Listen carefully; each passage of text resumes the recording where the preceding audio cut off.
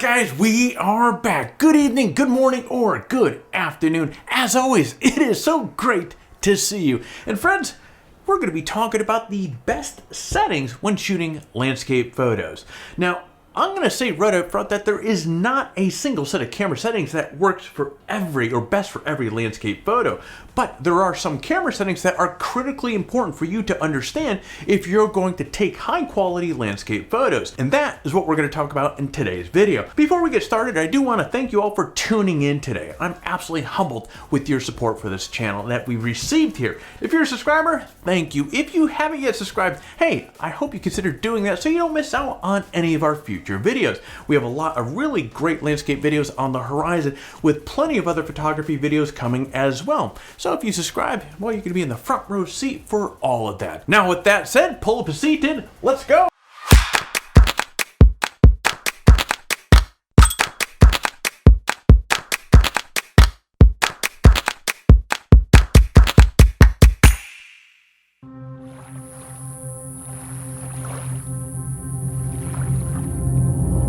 Now, as I noted a moment ago, guys, there is no single set of camera settings that will get you great results for every single landscape. That would be nice, but it's not the case. There are just simply far too many variables in landscape photography for that to really happen. However, what we can do here is discuss each of these camera settings so you know what they do and when you might want to manipulate them to get a better shot. Now, additionally, by studying these camera settings, we can come up with some questions that we need to ask ourselves that will help us develop a clear workflow and fulfill our creative vision. What I do when I'm photographing a landscape is really concentrate on what I want to accomplish with the shot. What do I want it to look like? What do I want it to feel like? What message do I want to convey? And how I can use my camera settings to accomplish all that. I think about these questions as I survey what's before me. Then, guys, I determine a composition and consider what I can do with my camera settings to get the shot that I want. Let's say you and I get the ball going by discussing some of the basics of aperture, shutter speed, and ISO.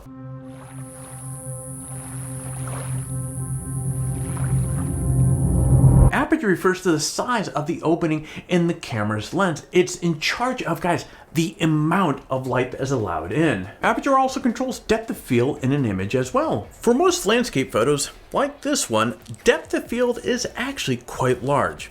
Now, as you can see, everything in this image from front to back is sharply in focus. Now, to do this, you usually need an aperture like around f8, f16. This photo I took last year at Lake Tahoe was shot at f11. Now, this gave me depth of field that I really needed with everything in the scene nice and sharp. Actually, seeing this image reminds me of how I almost didn't get the shot. This turns out to be one of my favorite shots I've taken. I was actually framed up about 300 yards east of where this photo was taken, and I thought where I was going to be getting some decent color, and I had this mountain scene already, set up, both of my cameras set up. At any rate, the sun's going down, the color's looking blah, and I started to notice this kind of red hue or tone around, and I look off behind me and I see the sky that's on fire. Guys, this is, now mind you, it is cold as hell up there in Tahoe. There's snow all over the place. I grabbed both of my cameras, and now I'm frantically, now if you've shot many sunsets or sunrises, you know time is really not on your side. That's why it's in your best interest to get into position, find your frame early, so therefore you don't have to muck around with it when the time comes. So now I'm trying to frantically find a new frame to get these colors right here. I ended up running about 300 yards, carrying all my gear. Mind you, 2 sets of cameras, 2 tripods, a camera bag that had to weigh like 1,000 pounds, and I found this frame, and I was so out of breath, but I feel so fortunate being able to capture this particular shot here. Anyway, I took a little detour here. Here's another great example of the concept that we were talking about right there.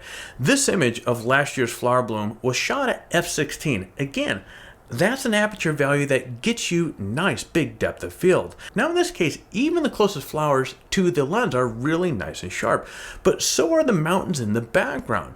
But you might not want depth of field in every shot. Now, This shot, for example, has a much shallow depth of field than the previous image. Guys, that's because a larger aperture of f4 was used. This causes the background of the image and immediate foreground to be blurry. Now, what this does is direct our attention to the plants in the midground of the shot. Now, we still get an idea of the surrounding landscape, what it looks and feels like, but the focus of the image is on the shape and the textures of the plants. So, when we're talking about aperture, the question you have to ask yourself is this: do you want the entire scene to be sharp and focused, or is there an element that you want to single out by blurring the foreground, background, or both? To master aperture, just remember that all else being equal, guys, the larger the aperture opening, the smaller the depth of field. So if you want to blur the background of the shot, go for an aperture like f4 or even larger, like 2.8. But to maintain a large depth of field, keep the aperture in an f8 or f16 range.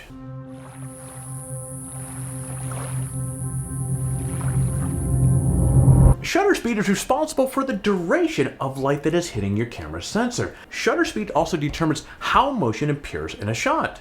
Now, in some cases, the landscape before you is not going to have any moving elements at all, like this one. So when framing up a shot like this one, and this was Barker's Dam at Joshua Tree, it's about 6 a.m. in the morning, and just absolutely epic conditions here. Now, the shutter speed that I selected here was based more on the exposure and really less on the creative presentation of movement. However, you'll encounter, guys, plenty of scenes in which you want to blur or freeze motion. Now, in some situations, you might want to blur out movement like, it's common, water or clouds. For example, as in this photo right here, this is Huntington Beach. And as you can see, in this case, guys, I wanted the contrast of the movement of the waves against the pier. So I used the 2.5 second shutter speed to get the indicated motion of the water. So if you see, kind of right in the foreground, there's these little streaks of white going out. As you get closer to the pier, you see those streaks, and it kind of creates this kind of glass surface, but also the waves have just the perfect amount of motion for what I was artistically looking for. Now, sometimes you might want to freeze the movement in the scene. Now, in this shot, I used a 1/500th shutter speed to freeze the movement of the surfer. And really, I especially like how the spring come up from his board is captured in mid-movement. Again, what it comes down to is asking yourself a simple question. What do I want the scene to look like? Look, friend, it really boils down to this. If you want crisp, frozen motion, dial a faster shutter speed. But if you want beautifully blurred water or clouds in the shot, slow the shutter speed down. Now, to demonstrate what I mean, here I confiscated or borrowed my son's globe so you can see a series of photos to demonstrate shutter speed. Now, the first shot was taken at 1/400th of a second. The second shot, guys, was taken at 1/40th of a second. And the third shot was taken at 0.6 seconds. Now you can plainly see how the difference in shutter speed affects how motion in the images looks. And that simple change in shutter speed has a huge impact on how the image feels. Of course, how fast or slow the shutter speed needs to be to freeze or blur movement really depends on the speed of the motion. To freeze the movement of a motorcycle, for example, a speeding motorcycle, you'll need a much faster shutter speed than, for example, freezing the movement of a person walking by. That's my best I could do. Hopefully it works. This being the case, guys, I can't tell you the precise shutter speed that you might need for every single situation. Just do some experimentation, and if you want to freeze motion, keep cranking up the shutter speed, and if you want to blur motion, but the level of blur isn't what you want, keep slowing it down.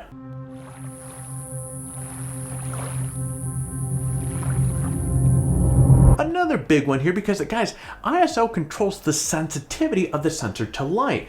From a creative standpoint, ISO also determines how much noise or how much grain is actually in the photo. The lower the ISO, the less noise that there will be in the shot. This is typically what you want. Oh, I love this shot right here. Any Star Wars fans here?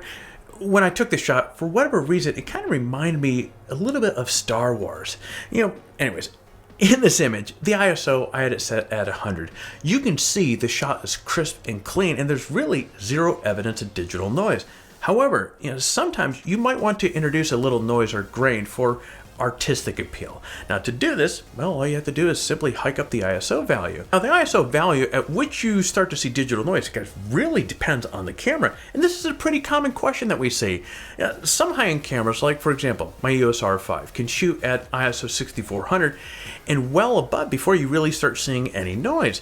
But a beginner camera, you might begin to see noise at ISO 1600 or even 3200. It really depends on one camera to the next. Now in this shot, I used ISO 1000 on my EOS R5. Now the other night, as I was kind of preparing for making this video here, I took 3 shots of my son's cat. One at ISO 100, one at ISO 10,000, and one at ISO 20,000. So you could see the difference of graininess, or kind of the progression of graininess in the photos.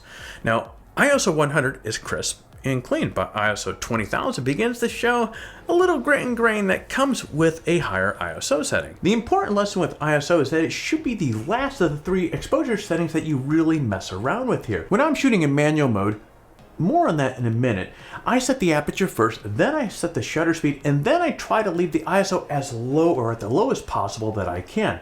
Now my camera lowest native ISO is 100, but it actually goes down to 50, and that's where I keep the ISO setting most of the time. Now of course on occasion, I need to boost the ISO if I need to brighten up the shot, but I still adjust it last to avoid introducing any sort of noise.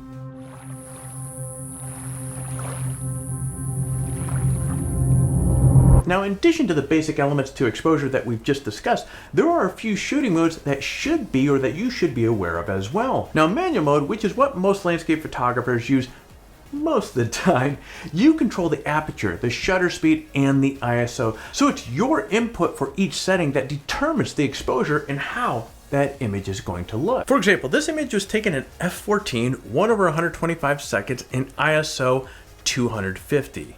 Now, the advantage here is that I got to dial in the precise settings that I wanted and needed for this shot. I was in complete control. This is another one of those particular shots that I really love. This was out at Glamis shooting the Photography Trek and Adventure series 3 months ago. Guys, this was my favorite shot that I pulled from that whole outing. Although I wish there were clouds in here, but I particularly like these sand dunes and these converging lines, how they crisscross together. Now, getting back on topic, if you aren't comfortable with manual mode yet, you can use aperture priority mode for many landscape photos. In aperture priority mode, you control the aperture and the camera automatically selects the shutter speed and ISO. So going back to aperture discussion, if you want a deep depth of field, like for example in this photo, you simply dial in an aperture of around f8 to f16. Now in aperture priority mode, the camera will then choose an appropriate shutter speed and ISO to get a good exposure. In this case, I set an aperture for f14 and the camera selected at a shutter speed of 1/40th of a second and an ISO of 64. Now because I used a fairly small aperture and the scene was pretty dark, the camera selected a pretty slow shutter speed. But in this image, I selected an f11 and the camera chose 1/400th of a second and an ISO of 640. Now, in both cases, guys, the images ended up well exposed. I had to do some tweaking and post-processing, but the raw images weren't too far off. So you get some creative control over the camera settings because you choose the aperture, but you also get the benefit of not having to worry about 3 exposure settings. However, if there is movement in the landscape, you can use shutter priority mode to either blur the movement or freeze it. Now in shutter priority mode, you are in charge of selecting the shutter speed while the camera selects an aperture and ISO for you. If you want to freeze motion, just set the camera to shutter priority, dial in a fast shutter speed, and fire away like I did here. Now to freeze the movement of the train, I selected 1/320th seconds for the shutter speed and the camera selected an aperture of f7.1 and an ISO of 100. On the other hand, if you want to blur motion, use shutter priority mode, select a slower shutter speed, and the camera will choose the appropriate aperture and ISO for a good exposure. So in this shot, I selected a shutter speed of 1/8 of a second, and as you can see, the motion of the train is now quite blurry. And as I slowed the shutter speed down, the blur became more and more pronounced. All that beautiful blur was captured by manipulating one camera setting while my camera manipulated the other 2. Not bad, right? Now remember, you're going to need to experiment with your shutter speed. It's really not like you're going to walk into every shot knowing precisely what setting is going to work. So get out there and experiment with it. A great example of this is this shot. Now, I figured I needed a long shutter speed to get the blur that I wanted. So what I did here is I dialed in the shutter to 2.5 seconds and I used a 6-stop ND filter because it was at day or during daylight, of course, so I needed to really slow things down. As you can see, the terrain isn't even identifiable here because there's just so much blur. So again, it's okay to experiment. Doing so is going to help you get the precise look that you want. Now, when we're talking about all these camera settings, I like to think that aperture priority and shutter priority modes as a nice bridge between full auto and full manual. Now, in both instances, you get more control over the camera than you would in full auto, but you don't have to worry about taking full control like you do when you're shooting in full manual mode.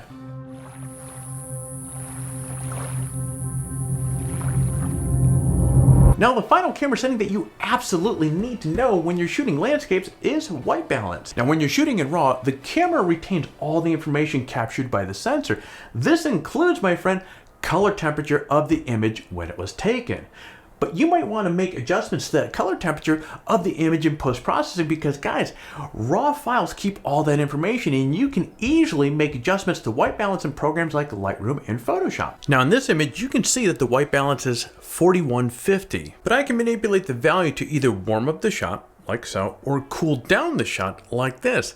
Now, the white balance adjustment can be made to correct white balance so the image looks more natural, but you can also use white balance to change it to something to fulfill your creative vision.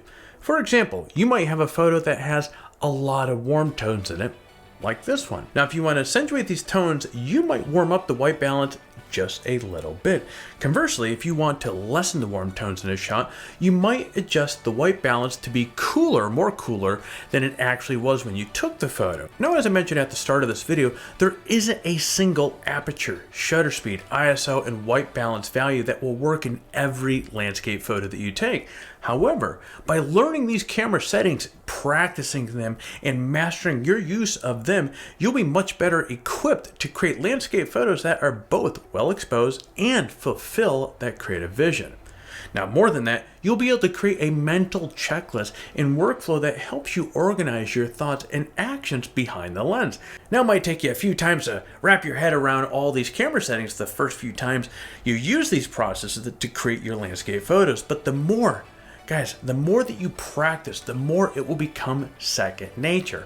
At that point, you'll just automatically run through these camera settings you need to use to make your creative vision come to life. All right, friend, now that you know a little bit more about the best camera settings for when shooting landscape photography, let's switch gears a little bit and talk about our current giveaway. Here are the prizes that you can win: a ViewSonic 38-inch VP3881 curved monitor, a Peak Design 30L everyday backpack, a f-stop Diode 20 backpack. Now, as always, entering the giveaway is super easy. Step 1, like this video and subscribe to our channel. Step 2, leave a comment below. In fact, the more of our videos that you watch and leave a comment on, the more chances that you have to win. So get watching some of our other videos and leave some comments. Step 3, register on PhotographyTalk and introduce yourself in the forum. Now, if you did register on the site during one of our last giveaways, you are still eligible to win, but as I keep saying, come on over. We would love to hear what's going on with you. And friend, that is it. For complete details on the giveaway, including how to register on PhotographyTalk and how to introduce yourself and say hello in the forum, check out the description below. Good luck. All right, friend, there you go. Another fun video that I hope was super valuable for you. Now, if you found some value, if you were mildly entertained with this video, do me a favor, hit that like button down below, do all that YouTube stuff that really does help the channel out, subscribe, hit that bell to be notified each time that we come out with a new video. My friends, I'm gonna be jumping out now, so you get out there, have an amazing weekend, and create your best shot.